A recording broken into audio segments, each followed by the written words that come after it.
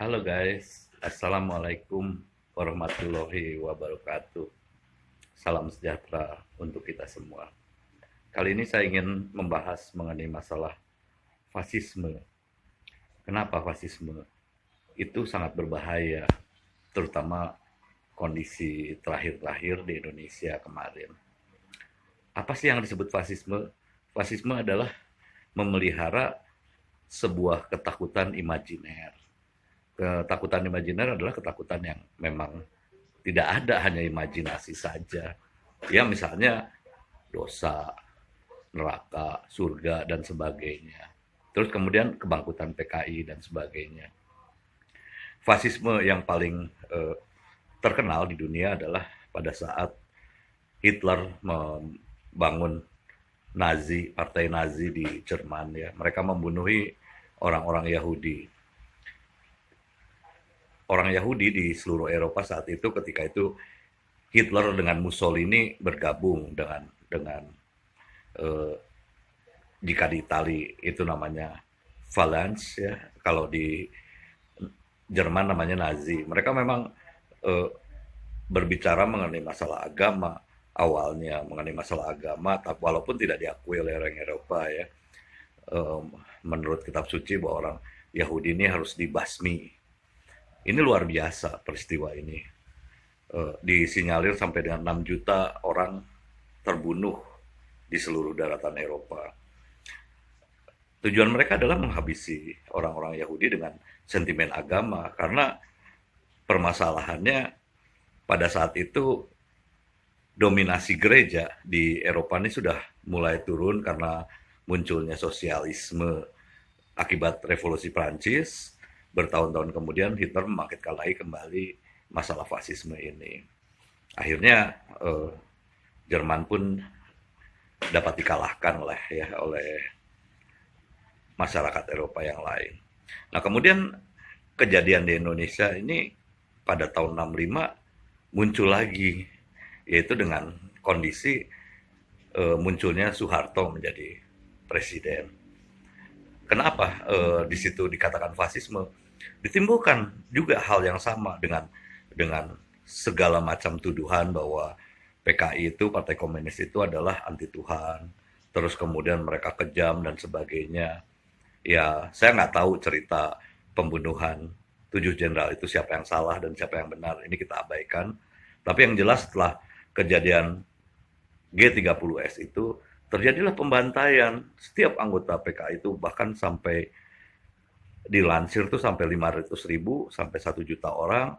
Bahkan Sarwo Edi Wibowo sendiri selaku komandan lapangan yang melaksanakan pembantaian terhadap orang-orang PKI itu mengatakan sebelum dia meninggal dulu, dia sempat menjadi anggota fraksi ABRI DPR, kemudian dia mengatakan sebelum dia mundur jadi anggota DPR, dia mengatakan bahwa dia sudah membunuh 3 juta orang. Itu real ya, fakta yang pernah dia katakan. Nah, ketakutan imajiner inilah yang akhirnya membuat masyarakat Indonesia sangat benci dengan PKI. Sangat benci dengan paham Soekarno. Kenapa paham Soekarno ini harus dihilangkan? Karena kecintaan masyarakat pada saat itu kepada Bung Karno itu sangat besar. Bung Karno membangkitkan nasionalisme kepada masyarakat kelas bawah, hingga dia membangun eh, satu konsep yang namanya Manipol Usdek ya, yang seperti orang Indonesia tuh harus hafal dengan Manipol Usdek, bahwa manifestasi politik dan usaha sosialis demokrasi ya. Artinya orang Indonesia tuh harus paham suatu saat kalian tuh mempunyai satu kedaulatan rakyat. Suatu saat kalian tuh akan tahu hak dan kewajibannya kepada Indonesia, karena memperjuangkan Indonesia adalah memperjuangkan individu manusia Indonesia itu sendiri. Nah, begitu Pak Harto itu naik, rejim Orde Baru muncul, pengikut Soekarno ini dibantai habis. Supaya apa? Supaya mereka lupa akan paham yang sudah ditanamkan di dalam diri mereka sejak lama. Nah, pembantaian ini tidak hanya di kalangan anggota Partai Komunis saja, tapi juga gerakan-gerakan yang lain ya seperti Gerwani kita tahu ya. Sejak 1926 Indonesia itu sudah mempunyai satu gerakan wanita yang maju, terinspirasi oleh cita-cita Kartini. Sampai tahun 50 waktu itu tuh ada yang namanya Gerwis yang didirikan oleh salah satunya Omi Sarjono. Mereka tuh sudah diakui di dunia internasional, bahkan menjadi gerakan wanita terbesar di dunia. Nah, itu pun juga dihancurkan. Nah, sekarang pada akibatnya apa? Kaum wanita Indonesia mana yang muncul? Mereka difitnah, kemudian dituduh membantu PKI, bahkan yang lebih keji lagi dituduh menyayat-nyayat kemaluan jenderal pada saat peristiwa G30S. Padahal terbukti mereka tidak terlibat sama sekali bahkan. Nah, fasisme ini bisa juga yang paling sekarang ini paling sering dilakukan adalah dengan sentimen agama. Nah, misalnya satu kelompok Arab, orang-orang Arab yang direkrut karena wajahnya Arab, cukup hafal ayat-ayat sedikit, mereka bisa bicara Arab, direkrut jadi ulama.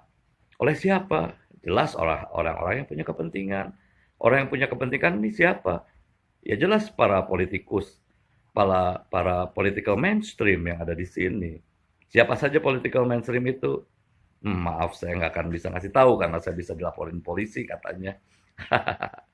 Nah, political mainstream ini membuat satu pola ya, bahkan dilansir sejak zaman SBY berkuasa, mereka sudah punya eksistensi dekat sekali dengan para politikus-politikus lama dan para pengusaha-pengusaha yang kuat.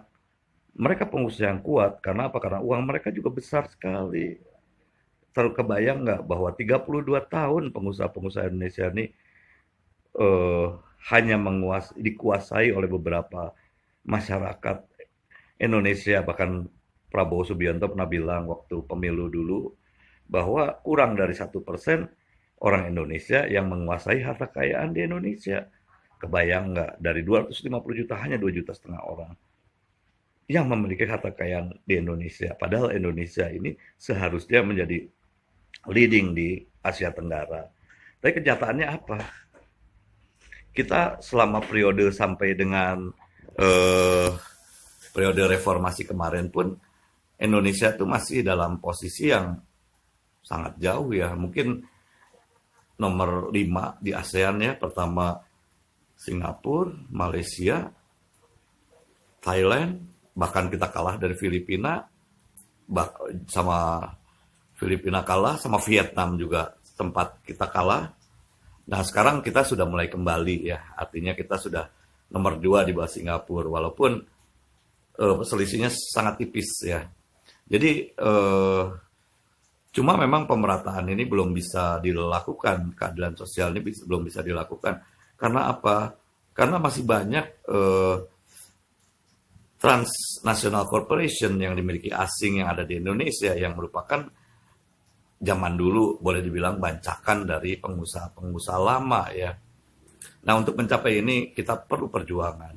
Perlu perjuangan artinya secara menyeluruh ya, dari mindset kita bahwa kita harus menentang fasisme. Bagaimana kita menentang fasisme? Yaitu kita harus berpikir terbuka. Kita harus bisa kita harus bisa mempelajari agama dengan penuh toleran karena semua agama itu bagus loh. Saya seorang muslim ya, tapi tidak ada satu agama dalam agama Islam pun yang diwajibkan membunuh atau memusuhi seseorang, kecuali mungkin aliran-aliran ya. Saya tidak begitu paham mengenai masalah aliran, tapi setahu saya memang tidak ada. Dan sebaiknya memang mempelajari agama itu didasarkan pada rasa cinta, rasa toleransi, cinta kepada sesama, jauhi fasisme. Kita akan bisa merasakan hubungan kita dengan Tuhan itu secara langsung, karena agama itu memang tujuannya untuk individu, bukan untuk kelompok. Kalau misalnya ada orang bilang itu kelompok biarin akhlaknya nggak baik asal Islam, itu sama dengan kebodohan. Dan itu dimanfaatkan oleh para politisi gitu yang sekarang terjadi kan. Nah kemarin seperti contoh kasus Habib Rizik. Begitu Habib Rizik di penjara, siapa yang rajinan datang ke sana? Nggak ada. Dulu, waduh disambut rame-rame. Sekarang sudah kena secara masalah hukum. Mana ada politisi yang nengok ke sana pun juga sampai sekarang saja diberitakan sakit pun juga tidak ada yang menengok kan. Jadi mereka memang hanya bajingan politik saja. Oke guys, mungkin cukup sekian. Saya hanya ingin menyampaikan apa yang ada dalam hati saya. Tapi jaga terus kedaulatan rakyat supaya kehidupan kita maju.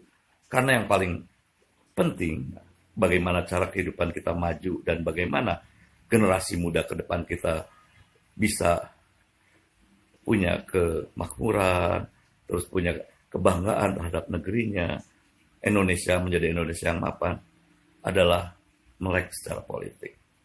Oke guys, merdeka.